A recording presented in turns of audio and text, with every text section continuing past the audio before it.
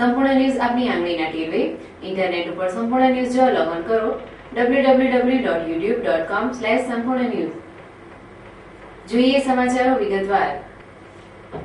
નવા શૈક્ષણિક સત્રના પ્રારંભ સાથે જ વિદ્યાર્થીઓ અને વાલીઓની દોડધામ વધી જવા પામી છે। જોકે શાળામાં પ્રવેશ મેળવવા માટે આવક, જાતિ અને ક્રિમિનલ દાખલાઓ મેળવવા માટે મામલતદાર કચેરી ખાતે વિદ્યાર્થીઓની કતારો જામી રહી છે, જેમાં વડગામના મામલતદાર 10 દિવસની રજા પર હોય હાલમાં વડગામના વિદ્યાર્થીઓને ભારે મુશ્કેલીઓ વેઠવી પડે છે।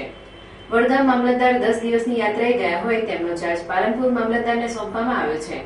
જોકે પાલનપુર મામલતદાર કામગીરીનું ભારણ વધવાના કારણે વડગામ કચેરીમાં સમય ફાળવી શકતા નથી, જેને લઈ વડગામ તાલુકાના વિદ્યાર્થીઓને દાખલા મેળવવા માટે ભારે રજળપાટ કરવી પડી રહી છે। જોકે આજે વડગામ મામલતદાર કચેરી ખાતે આવક અને જાતિના દાખલા મેળવવા આવેલ વિદ્યાર્થીઓ અને વાલીઓને મામલતદારની ગેરહાજરીના કારણે ખાલી હાથે ફરવું પડ્યું હતું, જેના કારણે વિદ્યાર્થીઓ તેમજ વાલીઓમાં ભારે રોષ પ્રવર્તવા પામ્યો હતો। અત્યારે ધોરણ 10 અને 12માના રિઝલ્ટ આવવાથી તમામ વિદ્યાર્થીઓને આવકના દાખલા માટે અને બક્ષીબંધના દાખલાઓ માટે અત્યારે એટલી જબરજસ્ત ભીડ લાગી રહી છે। ત્યારે વડગામના મામલતદાર શ્રી રજા ઉપર હોવાથી અત્યારે કલેક્ટર શ્રી અને તંત્રશ્રીએ ખરેખર તો અહીંયા કોઈ એવા નાયબ મામલતદાર કે મામલતદારશ્રીને ચાર્જ આપવો જોઈએ જે રેગ્યુલર હાજર રહી અને બાળકોના હિત માટે તાત્કાલિક દાખલા મળી રહે તો તાત્કાલિક વ્યવસ્થા થાય। અત્યારે 3 દિવસથી વાલીઓ અને વિદ્યાર્થીઓ ધક્કા ખાય છે તો કોઈ સાંભળતું નથી, અને 3 દિવસથી વાલીઓ રોજ દાખલા માટે આવે છે અને ધક્કા ખાય છે, કોઈ સાંભળતું નથી। પાલનપુરના મામલતદાર પાસે ચાર્જ હોવાથી એ તેના કામમાંથી નવરા થાય ત્યારે જ વડગામના વિદ્યાર્થીઓને ન્યાય આપી શકે, એટલા માટે 3 દિવસથી જે સતત વિદ્યાર્થીઓ ધક્કા ખાઈ રહ્યા છે એના માટે અમારો આક્રોશ છે વિદ્યાર્થીઓ સાથે, વાલીઓ સાથેનો, અને તાત્કાલિક કલેક્ટર સાહેબને વિદ્યાર્થીઓના અવાજ સાથે મારી રજૂઆત છે કે અહીં ખાતે જે વિદ્યાર્થીઓને આ દાખલાઓ માટે, જાતિના દાખલાઓ માટે જે અગવડતા ઊભી થઈ રહી છે એ સગવડતા કરવા માટે તાત્કાલિક અહીંના કોઈ પણ મામલતદારશ્રીને ચાર્જ આપી અને વ્યવસ્થા કરવામાં આવે જેથી રેગ્યુલર દાખલા અહીંથી મળી શકે।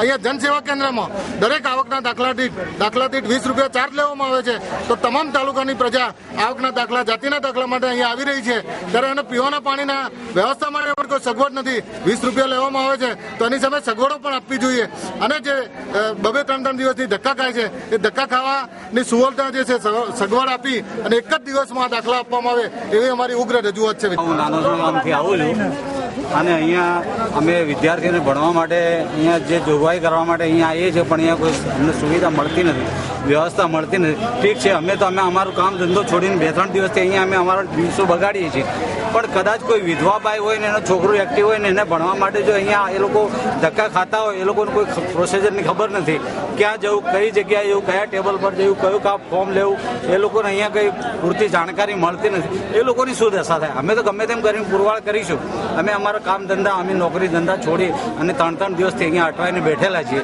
એ છતાં અને અહીંયા આવ્યા પછી પણ અમને કોઈ એટલી જોગવાઈ મળતી નથી પાણીની વ્યવસ્થા, નથી કોઈ છોકરાઓને ઉભા રહેવાની વ્યવસ્થા, નથી કોઈ લાઈન કે ક્યુ કે કઈ રીતે આપણું નામ ક્યારે બોલાશે અને આપણે ક્યારે જઈશું એ નથી। કોઈ હાર્ટના દર્દીઓ બી અહીંયા આવીને ઉભા છે તો એ લોકોને બહુ હેરાની અને પરેશાની થતી હોય છે। તમે શાના માટે આવેલા છો? અમે છોકરાઓનું ફોર્મ ભરવા માટે, દાખલા લેવા માટે અહીંયા આવ્યા છે, આવકનો દાખલો, ક્રિમિનલનો દાખલો એ માટે। હવે છોકરાઓને એન્ડ હવે 14મી તારીખ એટલે કે પરમ દિવસે છેલ્લી તારીખ છે, ક્યારે અમે ભરીશું? અમે છેલ્લા 3 દિવસથી ધક્કા ખાઈએ હજી સુધી મળે।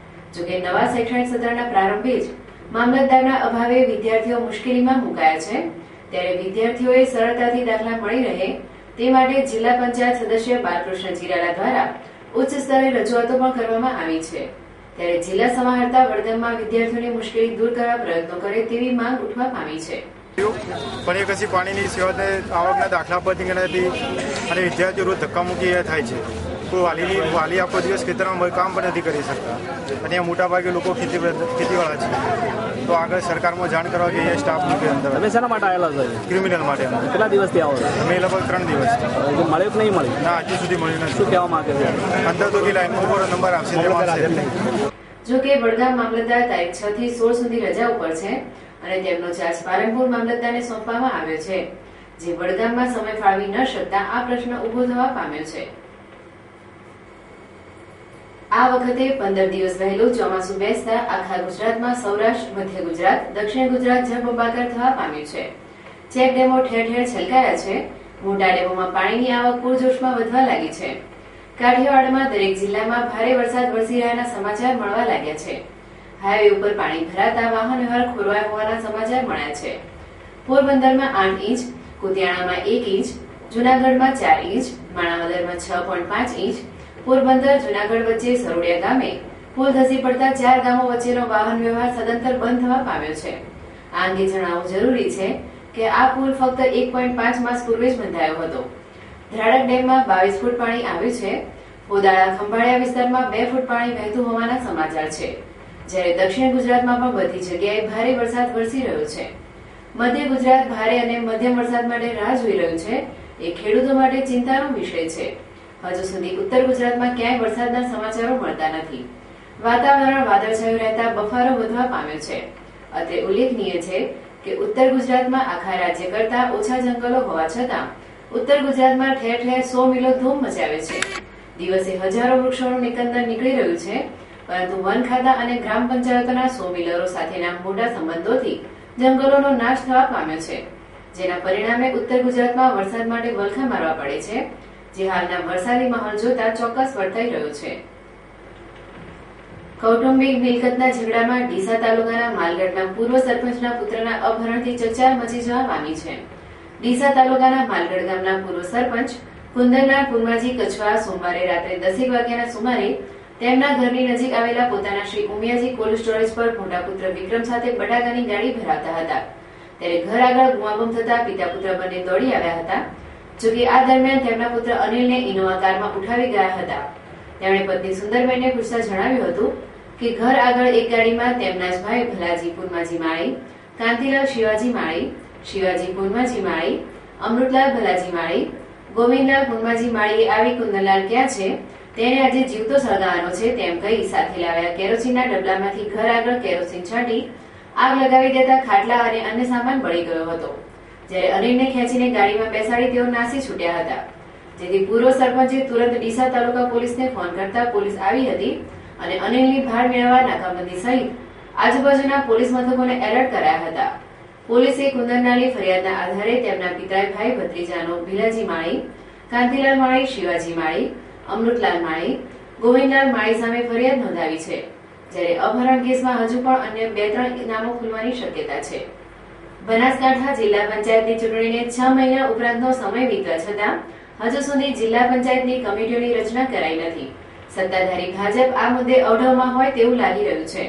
વળી જિલ્લા પંચાયતની સમિતિઓની રચના વિલંબમાં પડતા રાજકીય વર્તુળોમાં ગરમાગરમ ચર્ચાઓ થતી સાંભળવા મળે છે.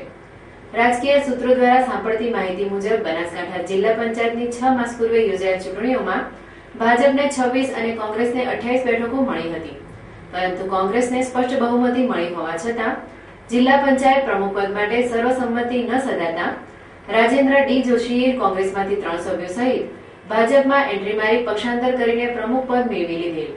જોકે પક્ષાંતર ધારા મુજબ કોંગ્રેસના આ 4 સભ્યો માટે સસ્પેન્ડની તલવાર લટકતી રહી છે. તેઓ ગમે ત્યારે 6 વર્ષ માટે સભ્યપદેથી ગેરલાયક ઠરી શકે છે. ત્યારે રહી વાત જિલ્લા પંચાયતની સમિતિઓની, તો તેમાં પણ એવું ચર્ચાય છે કે કોંગ્રેસમાંથી ભાજપમાં જે સભ્યો જોડાયા છે અને ભાજપની જિલ્લા પંચાયત બનાવી સહયોગ આપેલ છે તેવા સ્વાર્થી જિલ્લા પંચાયત સભ્યો જિલ્લા પંચાયતમાં મહત્વની કમિટીઓ માંગી રહ્યા છે. તેથી જો ભાજપને જિલ્લા પંચાયતમાં સત્તા બરકરાર રાખવી હોય તો તેઓને સારી કમિટીઓ આપ્યા સિવાય છૂટકો જ નથી. ત્યારે ભાજપ મોવડીઓ એવું ઈચ્છે છે કે હાલમાં જિલ્લા પંચાયતની કમિટીઓ ન બનાવી અને જો આગામી 2-3 માસમાં આ પક્ષાંતર કરનાર જિલ્લા પંચાયતના પ્રમુખ સહિત અન્ય 3 સભ્યો સસ્પેન્ડ થાય તો ભાજપનું સંખ્યાબળ 26 થાય અને કોંગ્રેસનું સંખ્યાબળ 24 થાય. તેથી સ્પષ્ટ બહુમતી થાય અને તેવા સંજોગોમાં જિલ્લા પંચાયત પ્રમુખ અને તમામ સમિતિઓ ભાજપની બની શકે. ભાજપની આ મેરી મુરાદને લઈ તેઓ હાલમાં જિલ્લા પંચાયતની સમિતિઓ 6 મહિના વીતવા આવ્યા હોવા છતાં બનાવવા માંગતા નથી. ત્યારે જોવાનું એ રહ્યું કે દિવાળી પૂર્વે જિલ્લા પંચાયતમાં કેવો કમઠાટ થાય છે. શું ભાજપવાળા અન્ય કોંગ્રેસ સભ્યોને તોડી પાડવા સફળ થાય છે કે પછી કોંગ્રેસના 3 સભ્યોને બનાવી તમામ સમિતિઓ ભાજપ બનાવે છે તેની પર સૌની મીટ મંડાય છે. 4 માસ અગાઉ ઘરેથી ભાગી છૂટેલ એક પ્રેમી યુગલને દિયોદર પોલીસે ઝડપી પાડ્યું છે. જોકે આ પ્રેમી યુગલને જોવા પોલીસ સ્ટેશનમાં લોકો ઉમટી પડ્યા હતા. આ બનાવની વિગત જોઈએ તો ડીસા તાલુકાના વાથડા ગામનો દશરથ માળી નામનો યુવક રાણપુર ગામની જોશનાબેન નામની યુવતીને ભગાડી ગયો હતો. જોકે આ મામલે યુવતીના પિતાએ ડીસા તાલુકા પોલીસ મથકે ફરિયાદ નોંધાવી હતી. અને આ પ્રેમી યુગલ ભાગી જવાના 4 મહિના બાદ દિયોદર પીએસઆઈ આરબી પટેલે બાતમીના આધારે વાસડા ગામેથી પ્રેમી યુગલને ઝડપી પાડ્યા હતા અને તેમને દિયોદર પોલીસ મથકે લાવવામાં આવ્યા હતા, જ્યાં પ્રેમીને પામવા માટે પોતાની મા બહેનને પણ ઓળખવાનો ઇનકાર કર્યો હતો. આમ પ્રેમમાં અંધ બનેલ પ્રેમિકાએ પોતાના માતા પિતાને પણ ઓળખવાનો ઇનકાર કરતા તેના પરિવારજનોની આંખો ઉભરાઈ ગઈ હતી. પાલનપુર નગરપાલિકા દ્વારા શરૂ કરવામાં આવેલી સિટી બસ સેવા છેલ્લા 1 વર્ષથી બંધ છે, જેથી રિક્ષાઓના ડબલ ભાડા ખર્ચીને અવરજવર કરતા પ્રજાજનોને ભારે હાલાકી ભોગવવી પડે છે. જે સિટી બસ સેવા સત્વરે ચાલુ કરવામાં આવે તેવી પ્રબળ લોક માંગ ઉઠવા પામી છે. પાલનપુર શહેરનો ભૌગોલિક વિસ્તાર ચારે બાજુ વધી રહ્યો છે. હાઈવેની આજુબાજુ નવી સોસાયટીઓ આકાર લઈ રહી છે. આ ઉપરાંત આજુબાજુના ગ્રામ્ય વિસ્તારોમાંથી પ્રજાજનો ધંધા અને વેપાર અર્થે શહેરમાં રોજિંદુ અપડાઉન કરે છે, જેમને શહેરમાં એક સ્થળેથી બીજા સ્થળે જવા માટે નગરપાલિકાની સિટી બસ સેવા સસ્તી અને સુવિધાજનક હતી. પરંતુ છેલ્લા 1 વર્ષથી સિટી બસના પૈડા થંભી ગયા હોવાથી પ્રજાજનો રિક્ષાઓના ડબલ ભાડા ખર્ચીને થાકી ગયા છે. ત્યારે પાલનપુર નગરપાલિકાના ઉપપ્રમુખ અમૃતભાઈ જોશીએ જણાવ્યું હતું કે સિટી બસ માટે અગાઉ ટેન્ડરો પ્રસિદ્ધ કરાયા હતા, પરંતુ કોઈએ ભર્યા ન હતા. હવે આ સપ્તાહમાં જ નવા ટેન્ડર બહાર પાડવામાં આવનાર છે, જે બાદ આગળની કાર્યવાહી હાથ ધરવામાં આવશે. દક્ષિણ ગુજરાતમાં છેલ્લા 3 દિવસથી મેઘમહેર જારી છે, ત્યારે ઉત્તર ગુજરાત તરસે છે. જોકે વરસાદ ખેંચાતા હાલ શાકભાજીના ભાવમાં ધરખમ વધારો નોંધાવા પામ્યો છે, જેને લઈ ગૃહિણીઓમાં ચિંતાના વાદળો ઘેરાવા પામ્યા છે. બનાસકાંઠામાં લીલા શાકભાજીના ભાવમાં વધારો નોંધાયો છે, જેમાં બટાકા, ડુંગળી, રીંગણ, ગવાર, ચોળાફળી, ફુલાવર સહિતની શાકભાજી મોંઘી બનવા પામી છે, જેને લઈ ગરીબ અને મધ્યમ વર્ગના પરિવારજનોમાં શાકભાજીના ભાવ વધારાએ કડવાશ ફેલાવી દીધી છે. જો કે બજારમાં વેચાતી મોંઘીદાર શાકભાજી ખરીદતા પહેલા ગૃહિણીઓ 100 વાર વિચાર કરી રહી છે. ઉત્તર ગુજરાતમાં વરસાદ ખેંચાતા શાકભાજીમાં ભાવ વધારો નોંધાયો છે. આગામી સમયમાં વરસાદ થાય તો શાકભાજીના ભાવ ઘટે તેવી સંભાવના વર્તાઈ રહી છે. આમ હાલમાં તો શાકભાજીના ભાવ વધારાએ ગૃહિણીઓના બજેટમાં ભંગાણ સર્જ્યું છે. ફરી એક નજર આજના મુખ્ય સમાચાર ઉપર. વડગામ મામલતદાર રજા પર ઉતરી જતા વિદ્યાર્થીઓ મુકાયા મુશ્કેલીમાં. આવક, જાતિ અને ક્રિમિનલ દાખલા લેવા આવતા વિદ્યાર્થીઓને ખાવા પડે છે ધરમના ધક્કા. કૌટુંબિક ઝઘડામાં માલગઢના પૂર્વ સરપંચ પુત્રનું અપહરણ. અપહરણના મામલે પૂર્વ સરપંચે પોતાના પિતરા ભાઈઓ વિરુદ્ધ નોંધાવી ફરિયાદ. બનાસકાંઠા જિલ્લા પંચાયતની કમિટીઓની રચના પડી ધોધમાં. કોંગ્રેસમાંથી પક્ષાંતર કરનારા સભ્યો સારી કમિટીઓ માંગતા હોય ભાજપમાં ચાલતો આંતરકલહ. ઉત્તર ગુજરાતમાં વરસાદ ખેંચાતા શાકભાજીમાં નોંધાયો ભાવ વધારો. શાકભાજીના ભાવ પડકે પડતા ગૃહિણીઓ બની ચિંતાતુર. આ હતા અત્યાર સુધીના સમાચાર. વધુ સમાચાર સાથે ફરી મળીશું. નમસ્કાર.